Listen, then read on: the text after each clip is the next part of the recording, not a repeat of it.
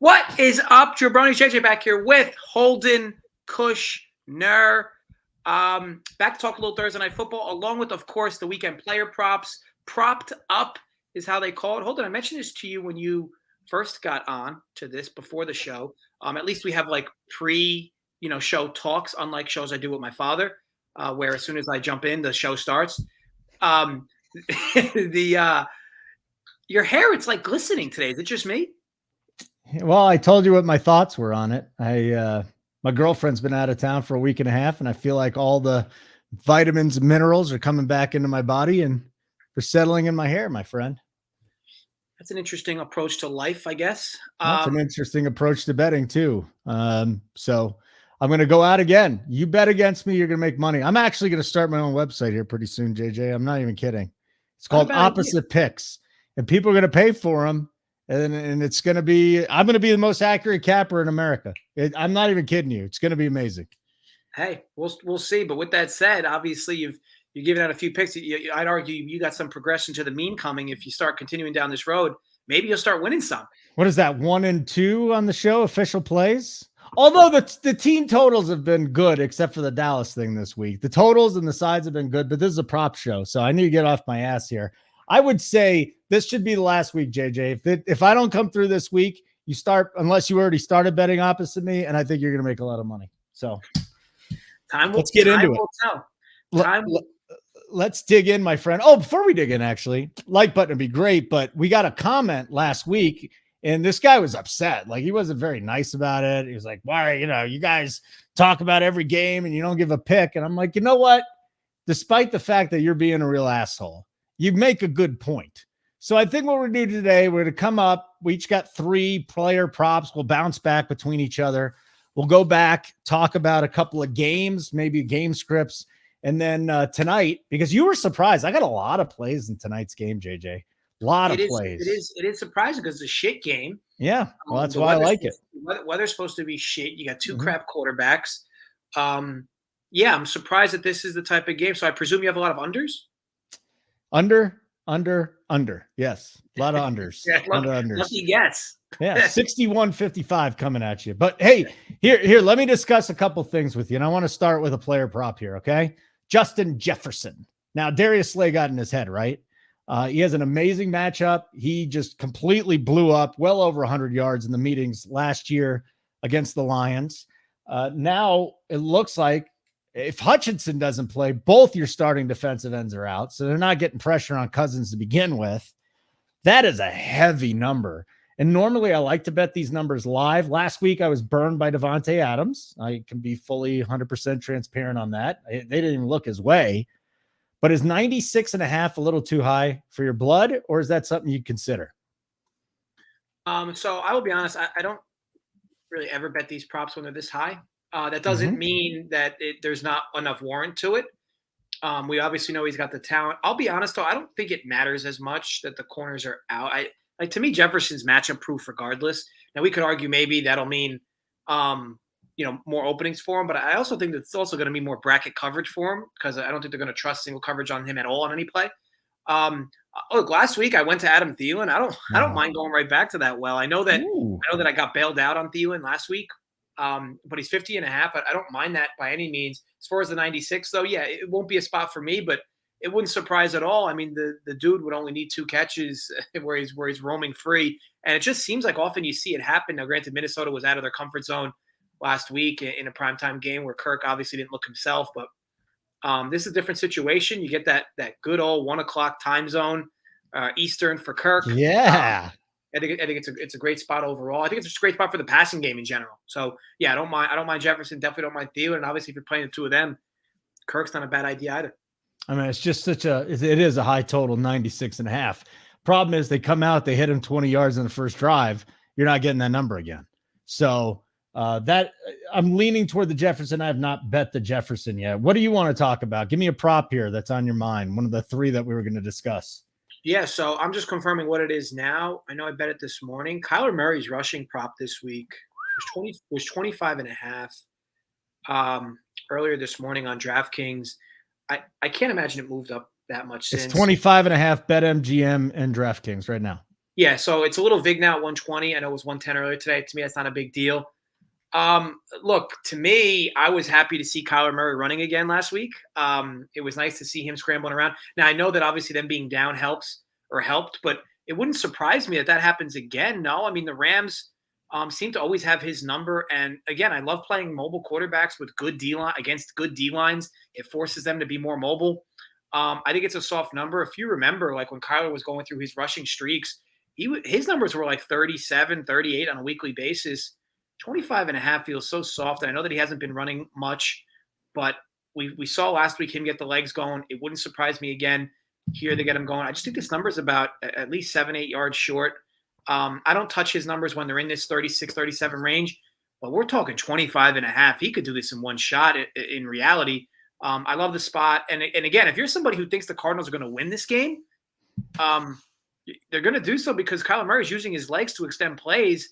And him being moved out of the pocket. I just think there's so many check boxes here. I think you're getting a nut low number for Murray, and I love the spot overall. So, yeah, 25.5 rushing prop over.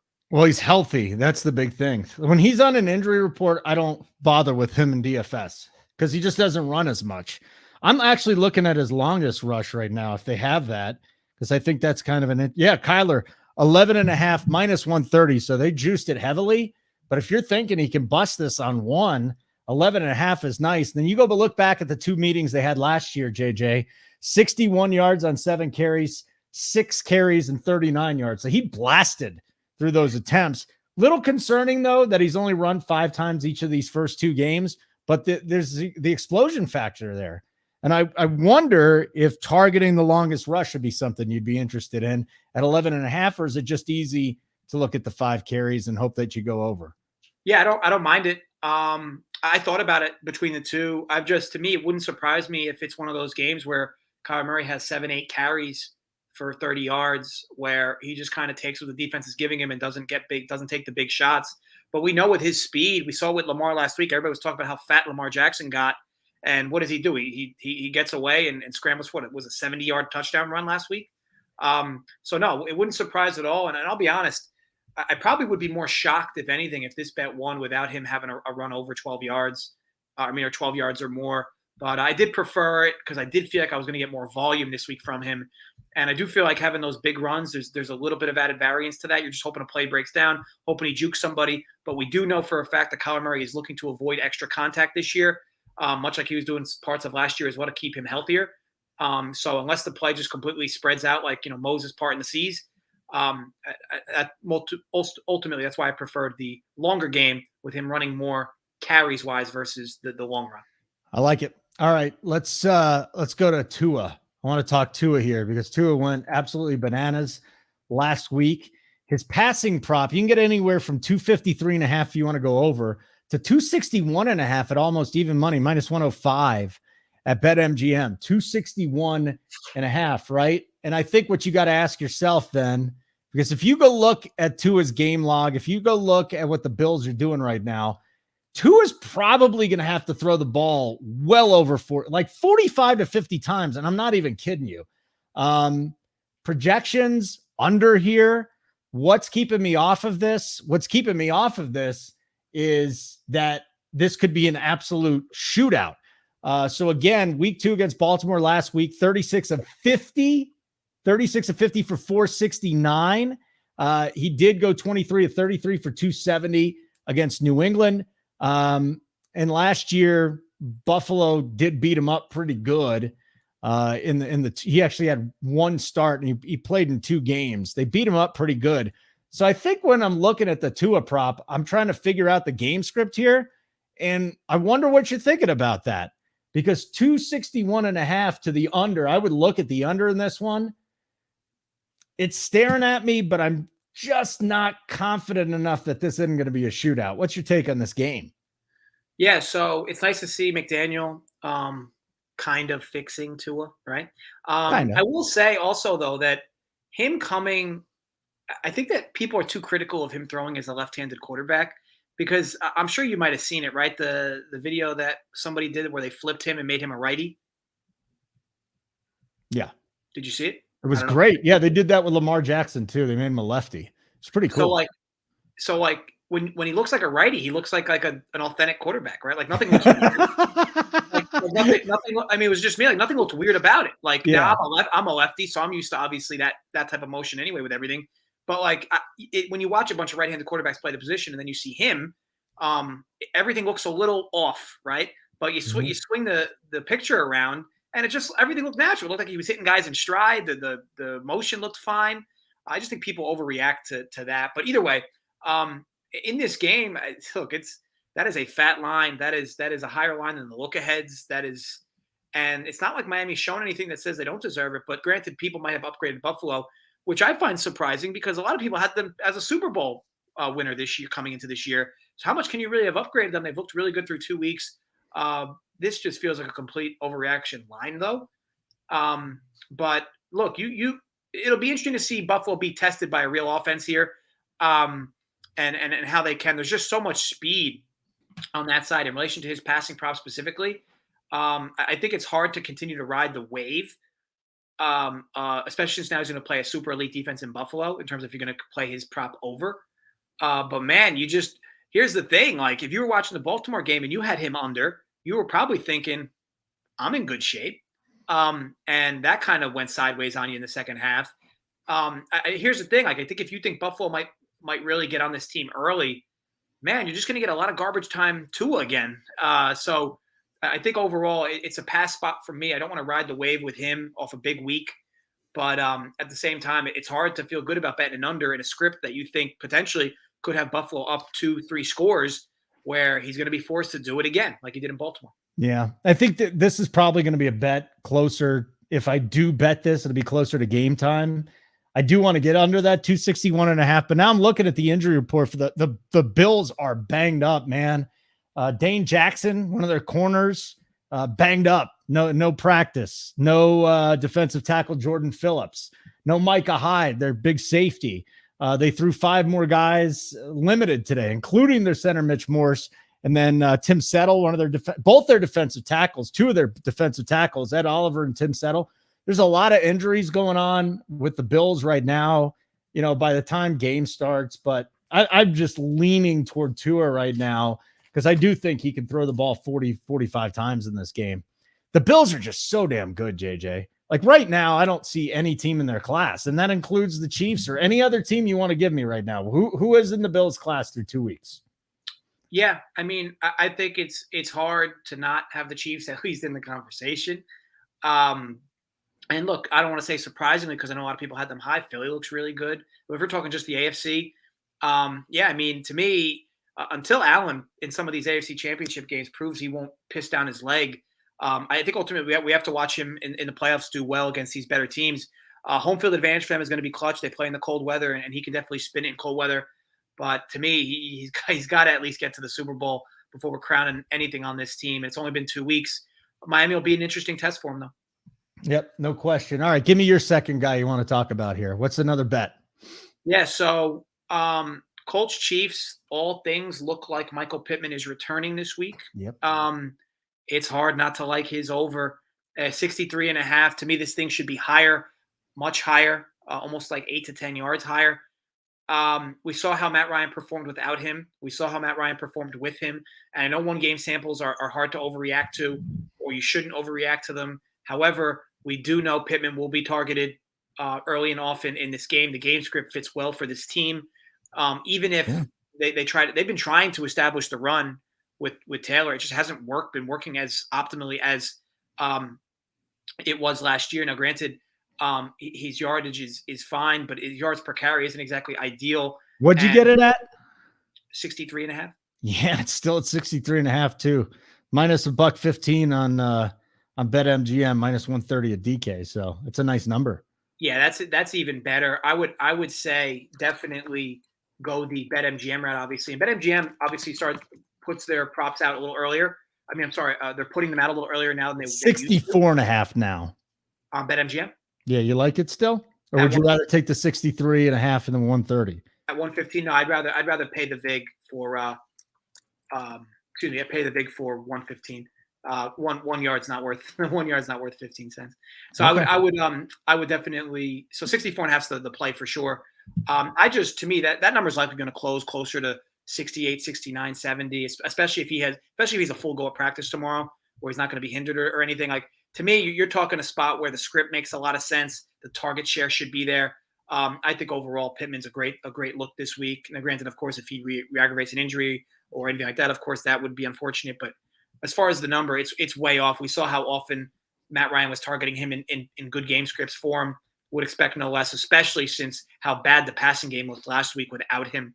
So, yeah, love the spot for Pittman this week in a game that fits really well towards his over. All right, bets in. Over 64.5 minus 115. I'm going to go check bet 365 because, there's some odds there. I really like it, and I have a correlated bet for you, JJ. And Alec Pierce is at practice. So he's missed some time with a concussion. We do know that, and I actually don't mind the Colts this week. I kind of feel like they're going to cover the 5.5. And they might be a good teaser spot because you can go through the 7 and the 10. But JJ, Alec Pierce, who has not had a lot of time to work with Matt Ryan. Matt Ryan looks like garbage. Alec Pierce under 24.5 receiving yards. I just don't see the guy being involved. I know that people think they're going to throw all the time.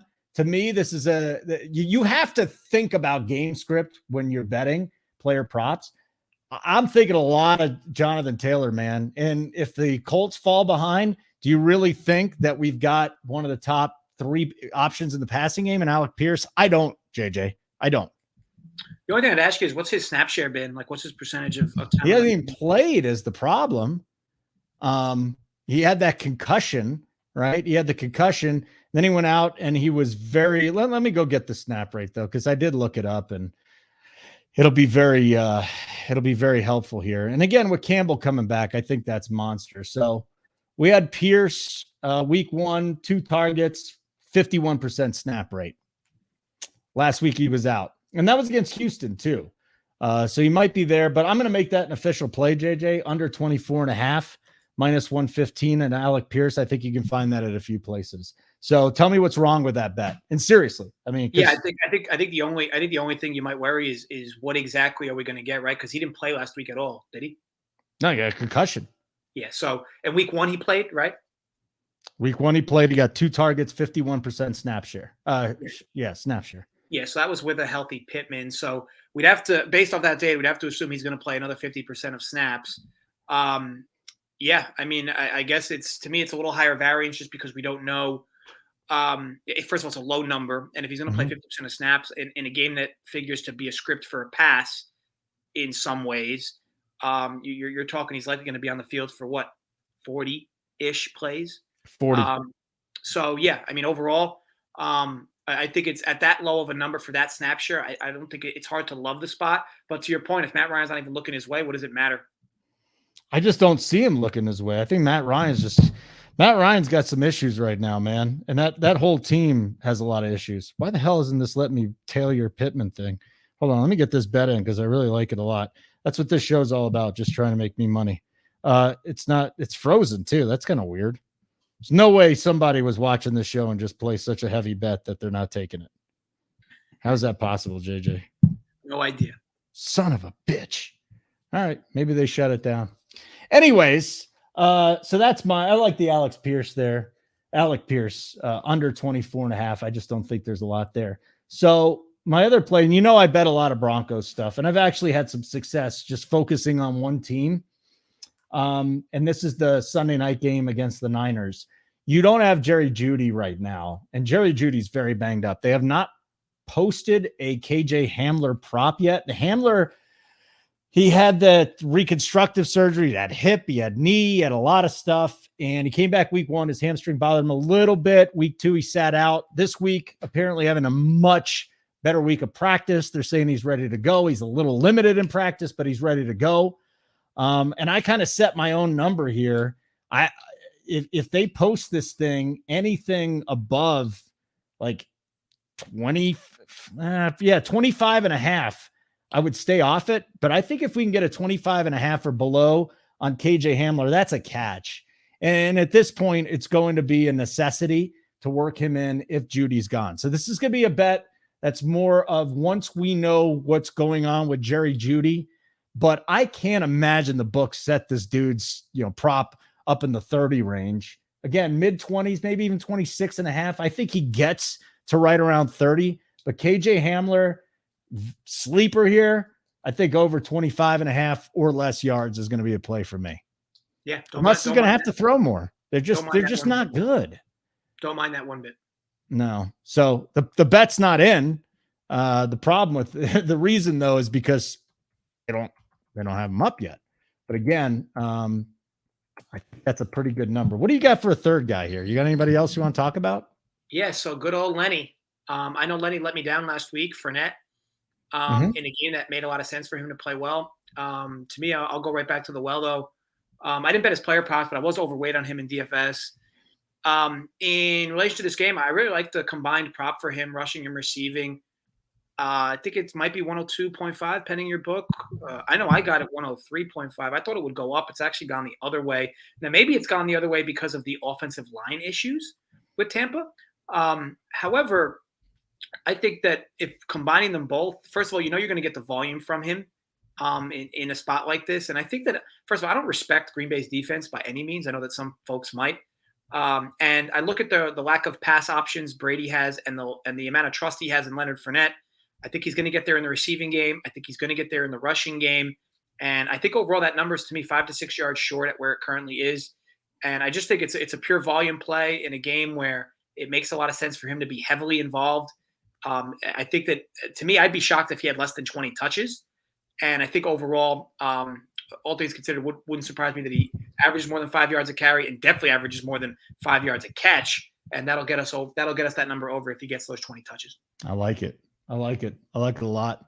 I also like that I found the Jerry Jeudy tweet where it's not expected to play right now. That's kind of good. So hopefully they get this Hamler thing going. But I like that bet too with Fournette. You want to bet an anytime touchdown? What Since is the he said number he's scoring, I bet you it's horrible. I got to be honest with you. I bet you it's like minus 150 at least. I'll look it up though. But he says he's going to score this week. He says, "Don't worry about it, fantasy fans. I'm going to score this week." So I'm not taking Narrative Street and going to the bank. It actually makes me feel even better with betting his total numbers because he's not talking about that, but maybe he knows something that he's going to be heavily used. 130. You get it at minus 130 for a Lenny touchdown. That's not bad. That's not bad. But yeah, I'd rather go with you here. Rushing, receiving 71.5, right? What was it? No, 71.5 is the rush yards. What's the combo? It should be 102.5 now. Oh man, 102.5. Okay, 102.5, and you like it. You're fine with it. Yeah, plenty good. All right. Hey, let's just talk about a couple other games. We kind of talked about Buffalo, Miami. We touched on KC, Indianapolis. My next one would be the Washington Commanders and the Philadelphia Eagles. Carson Wentz, to me, his prop was sitting there at 255.5. I'm going to have to go look at where it was because that's another one that I'm looking at that I might want to slam oh my God, things all the way down to 245.5. I think Wentz is going to have trouble this week. I don't want to get too excited about what I saw from the defense of the Eagles, but let's face it, man, Slay can shut anyone down. That being said, Washington has 3 receivers that have been very productive so far. Jahan Dotson, Curtis Samuel, of course, Terry McLaurin. We're waiting for the big breakout here. And on the Eagles side, I think A.J. Brown is going to wake up. He was very quiet for a while in that Vikings game, right? So give me some thoughts on Philly and Washington. And are there any props that you're kind of looking at right now that stand out? Yeah, so I'll say that either this game or the Miami game are the 2 biggest overreactions thus far of the season. Okay. I think that the problem is that it's very difficult for me to go to the well with Washington here because Philly just seems to have certain alignments numbers. I don't know if it's a personnel thing. I don't know if it's like schematics, like X's and O's thing, but Philly just seems to blow out certain teams. And one of them seems to be Washington. JJ, the last time I went to an NFL game in person was called the Monday Night Massacre. Michael Vick threw for like 600 yards against what was at the time the Redskins. Albert Hainsworth legitimately did the worm during a play. He was on the field. It was a clusterfuck, and I have not been back to an NFL game since. So please, my friend, bloviate on this one. Yeah, overall, and here's the thing, like, credit to Jalen Hurts. Now, granted, he hasn't really been challenged defensively. Minnesota, not that Washington's going to do that either. Washington, of course, will unleash a decent pass rush towards him, but that doesn't really, I mean, it's just going to force him to move out of the pocket more. It's pretty clear him and A.J. Brown are very much in sync with Hurts and them together. Miles Sanders is healthy, which helps this offense as well. Defensively, it just seems like they haven't missed much of a beat. Siciliani, is that how you pronounce it? He's been tremendous. Sirianni. What did I say? Siciliani? He's Italian. What the hell is wrong with you? You can't pronounce it. You've never met a Sirianni? What is the matter with you? No, Siciliano. Maybe that's why I was getting confused. Sirianni, Andrew Siciliano, the guy with the big ears. Nick Sirianni is the football coach. Yeah, he's really helped this team turn around a bit. Obviously, they had a little bit of fallout from the Peterson days, but this offense looks great. The defense looks great. And he got a lot of praise all around. I know that the Philly defensive coordinator was also, am I incorrect? Was he interviewing for jobs last season? Or everybody's interviewing for jobs. Yeah. So either way, just a lot of talent on the staff, a lot of talent on the roster. Team's playing really well. However, you're really buying like the top tier price for Philly in this matchup. Problem is that Carson Wentz, we know, will black out 3 to 4 times a game, where he will make mistakes that really make you scratch your head. Philly will make him pay for these. It wouldn't surprise me if Washington won outright. It wouldn't surprise me if Philly blew this team out. It's really going to depend on the type of version of Carson Wentz that you get. But either way, it's a stay away spot for me. I do think this line's an overreaction. I just can't back Carson Wentz in this spot. Carson Wentz to throw an interception, -165. Juice is a little heavy there, but we all know it's coming, right? I mean, that's just happening. It's like the Kirk Cousins prop. I wish, forget the intercept. I mean, obviously interception, but I wish they had a combined prop for him weekly. Will Carson Wentz turn the ball over? Because to me, he does it every week, and they would probably hang that at like -200 weekly, but he does it every week, whether it's a sack, fumble, interception. Yeah. My favorite thing to do through 2 weeks, though, in all seriousness, like I know Tyler was on the Kirk Cousins interception thing. I just didn't like getting that stuff at minus money. Unless the quarterback comes out and throws a pick in the first couple of series, you're going to get a much better price. I think I got the Cousins interception at +125, and then he goes and throws 2. So if you guys are interested in a Wentz interception prop, just hold your breath, hope that he doesn't throw one early, and I think you can get this thing at a much better price. If he doesn't throw one in the first half, you're actually going to get nice plus money. But when I'm betting those props, JJ, those are usually live. Those are just live props for me. What's so funny? No, I can't blame the process. The process. The problem is the results. You got to get the results here, buddy. Any other games you wanted to touch on before we get to tonight's masterpiece? No. I think it's a perfect segue into tonight's game. It is a perfect segue into tonight's game. Tonight's game is a complete shit show. 16 to 22 mile an hour winds. We're not going to have the gusts in the 30s though, JJ. So that's really good, right? You like that, unless you're betting the under like I am. And this thing is just tanked from 40.5. I'm seeing 37.5. You seeing 38.5s anywhere? No, mainly 37.5s and 38s. Yeah, so I don't know if I can get down with that now. With that being said, I love the under in this game. You're talking about 2 complete horseshit quarterbacks. The Steelers want Trubisky to push the ball down the field. I don't see it happening. I know Pickens is calling out saying, I want the ball. I'll believe it when I see it. So the first thing would be under 38.5. There's no explosive plays coming from the Steelers right now. I also don't really love Najee Harris tonight, even though he's going to get volume. But just looking at this, I also like the Steelers here. I'm going to throw a little trend out at you. Tomlin's 46-23 against the spread as a dog with the Steelers. That's a 67% clip of him covering. Dog in divisional games, 77%. He's 20-6 there. And as bad as the Steelers have been so far, it's going to be a one-dimensional team that they're facing tonight against the Browns. Now, the Browns, on the other hand, they just activated Dearness Johnson, so they're totally running the ball tonight. I like the under here at 38.5. I'm backing the Steelers at +4.5. Talk to me, JJ. What are some of the looks? And then I'll talk about Mitchell Trubisky. Yes, I'll say this. That number with Tomlin is great and all, but the bulk of that number came with Ben Roethlisberger, right, under center. Obviously, Mitch Trubisky is a whole other animal. I'm actually excited to hopefully Trubisky continues to struggle. I want to see Kenny Pickett. I loved him in college. I think he's obviously the small hands thing, which is just so odd to me that that's a thing. That gets the amount of criticism it does. But I look, any quarterback that can shred Clemson twice, to me, has not only a live arm but a very acute style of playing the position and understanding of certain defenses and looks. Because Clemson is a lot like Georgia in the sense of how they can trick a quarterback, and he passed that test with flying colors twice in college. And I'm interested to see when he gets his opportunity, and I don't know why they would wait much longer than they already have. We know what Trubisky is. We know what he'll give to this team. As for this spot, though, look, I'm kind of torn on this game. It's why I didn't bet the spread specifically, because overall, look, the spread's 4.5. I know it was 5.5. I know it's gotten as low as 3.5.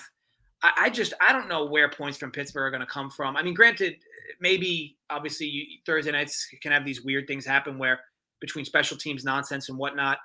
Obviously, field goals aren't going to be super ideal either in the wind, but I don't know. I mean, at least I know with Cleveland, a team that runs the ball effectively, a team in Pittsburgh that can't stop the run. They're lacking T.J. Watt.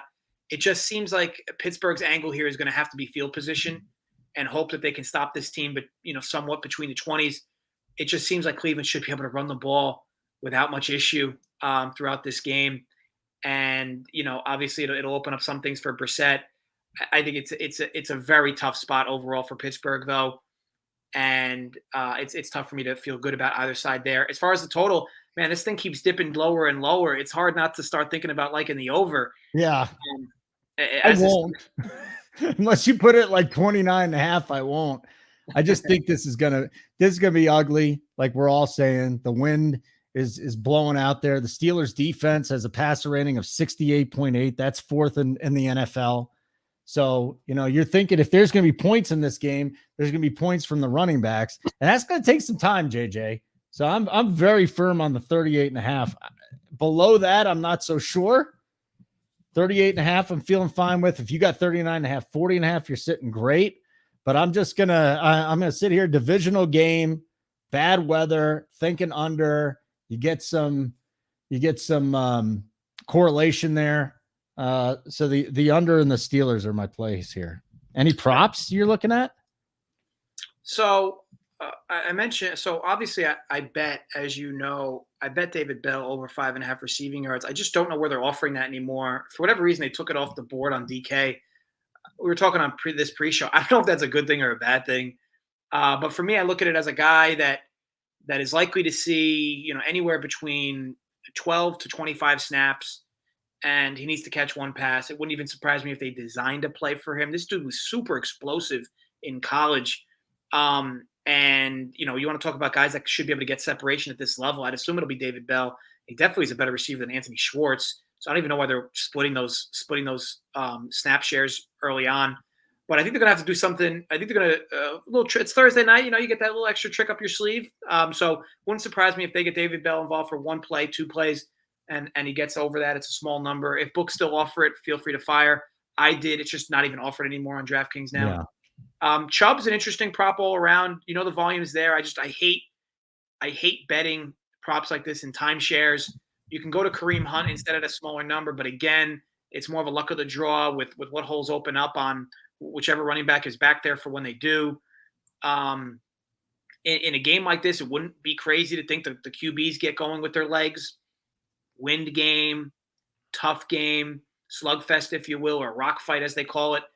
So the quarterback rush props over, and these haven't really moved much either, so I wouldn't mind that. But other than that, I haven't fired on anything outside of the David Bell prop. I think it's a tough game to cap all around, and I think it's an ugly game, and it's not a great game to watch anyway. But I did bet a college football game, and I will say I did bet Georgia State money line tonight. I think they're closing right now plus 125 before the game starts. So folks have a play to screw around with. I did bet that in college. So Bell over 5.5 yards is not a play? It can't be a play now. I don't see it even available. I got it at Bet365. Oh, right now? Yeah. Oh, 5.5? Cool. Yeah, no, it's a play. If you could see it, it's a play. I don't have the option on DK anymore. No, the DK is gone. I got Bell over 5.5 at -110. Yeah. And you're good with that? Sounds good to me. I don't know if I could do it. Just because I don't think they're going to throw enough. So next week, laugh at me and say you should have told me, you dumbass. Simple as that. Hey, let's plug the site and give some final thoughts here for our best bets. There's a lot going on. Obviously, JJ giving his best bets. The Fax Man, his dad is in there with a lot of college plays, some NFL plays. Tyler with the player props, spreads kicking ass. He's doing a lot of NFL this year as well. He's one of the best tennis handicappers. You, Spread, you guys just do a great job when it comes to tennis. But we have a ton of great analysts, and now Big T is throwing up his plays, and Mangone is throwing up his plays. So we got a really big crew over there. What do they got to do to get in, JJ? Yeah, so $60 a month gets you all the content, but code BETS25 off gets you 25% off. You obviously get everything for that price. I'm not sure how many sites do that. You get every sport that we cap now. You get, which includes basically every major sport that's going on. Obviously, baseball, even though it's in the down part of the year right before playoffs. Joey Work still continues to fire off plus EV spots on the sheet. NFL, college football. My dad's plays are usually posted by Tuesday for the whole week coming up. So if you like betting early, he's always super early with it. And of course, I fire on college football, 4 to 5 plays a week. NFL, 6 to 7 plays on Sundays alone. We got a bunch of games up there tonight between all of us. And separately from that, you get the Spread Tyler NFL playbook, which goes through each game. Talking in spots they like, potentially even live spots, player props that make sense, or they evaluate the game. Big T's entire card for every slate, Mangone's player props, Spread's power rankings, which help you develop your own lines using that. Of course, the Discord, you get all that for, again, $45 a month if you use code BETS25 off. And if you're already a DFS member, just get bets, add that code to your subscription. You get the bets for free for a month. So, yeah, all around, all good stuff. Plenty of content for a very low price. I'm going to throw one more bet out there at you. I hit this earlier today. Kareem Hunt over 40.5 rushing yards. Does it concern me a little bit that Dearness Johnson's active? Yeah. But you're looking at this prop 45.5, 46.5 around the industry. He's blown past this the last 2 times. You're concerned about the Steelers' run defense. So while I think Chubb will get his too, my play here is going to be Kareem Hunt. So there's 4 Thursday night plays. Under 38.5, Steelers plus 44.5, Trubisky under 200.5, and Hunt over 40.5. I'm busy tonight with these plays, man. Very busy tonight, and hopefully we turn the season around. If not, I'll just be more self-deprecating. It'll be great. Also, what up, dudes? This is from Jason. You like Harris over 17.5 receiving yards and Hunt over 15.5. I would, again, I think the Hunt rushing prop is terrific at 40.5 if you get it, JJ. As far as receiving yards, it's kind of hit and miss with Najee Harris. And how many threats do the Steelers really have offensively? It's Najee and it's who? Deontay Johnson and the rest of the guys. I see Claypool there's Claypool too. I don't love the Harris one, but the Hunt's fine. Hunt should be fine tonight. Hunt should get a lot of work. Yeah, I mean, it's tough to not like both. I mean, it's hard to love either because Harris obviously is basically on the field the entire game, which you love. The dump offs finally came back last week. I think Harris had 4 or 5 catches last week, I think. And I know Hunt, as long as he's on the field, yeah, so even more. Hunt, the problem is you just got to guess right? I mean, when you get these guys in the field, Hunt's great in the passing game. It's just a matter of the usage, right? So it makes it tough to love either spot. But again, I think a lot of people are on the same sentiment that this game is going to be an under game. But it's not crazy to think, the weather, I mean, to me is going to impact it, but not that much. These types of games, it's just not crazy to think. And it wouldn't be crazy if it's to go over either. And again, with the total this low, you get a bunch of props that are low. So no, I don't mind. If you're targeting overs in a game like this, I can't mind it. All right. That's good. We got some questions today. What is the Georgia State bet so I can track it? I'm from Atlanta. Thanks, Dunkel. Bill Miner. Yeah, so I bet them on the money line. I got them plus 115. More steam came the other way on Coastal, which doesn't surprise. Coastal's a popular team. But, yeah, so I bet Georgia State on the money line. I just think they should have been a slight favorite instead of a slight dog. So that was why I fired. All right, man. Good show. It's nice. We'll see if we bring a third in. If we don't next week, then it'll be you and I again. Best bets. Again, tonight, the under. I think it's too late to get in there, but under 38. Steelers plus 4.5. Trubisky under 200.5 passing yards. I think it's down to 195.5. I'm fine with that. And then Hunt over 40.5 rush yards. What's your best bets tonight? Yeah, so for tonight, I bet David Bell over 5.5 receiving. And then for the props for the week, yeah, I mean, Pittman over 64.5, Fournette over 103.5 rush receive, and Kyler over 25.5 rush yards. So, yeah, may the odds be ever in our favor, Holden. I love it, buddy. Good hanging out with you again. Follow us on Twitter. He's you got a weird one. Uncle Dunkle, UNCL3, DUNKL3. You don't want people following you. Mine's weird. Yours has the word radio in it. Yeah, Holden Radio, because I've done radio my whole life. So my first name in radio. You got fucking 3s for E's. Doesn't make sense, JJ. It's called being unique. I think it's just stupid. But anyway, folks, yes, as always, gamble responsibly, stay safe, and yes, run pure. We'll be back next week. And hey, look, the Print Factory tomorrow, 3:00. I know, a lot of folks, at least I think some folks like that show. Anyway, me, BigT, ODB, JSU will run through the entire NFL slate tomorrow, 3 p.m. So yeah, if you're a Run Pure member, you get that show. So yeah, pop in. Regardless, gamble responsibly, folks. Run pure.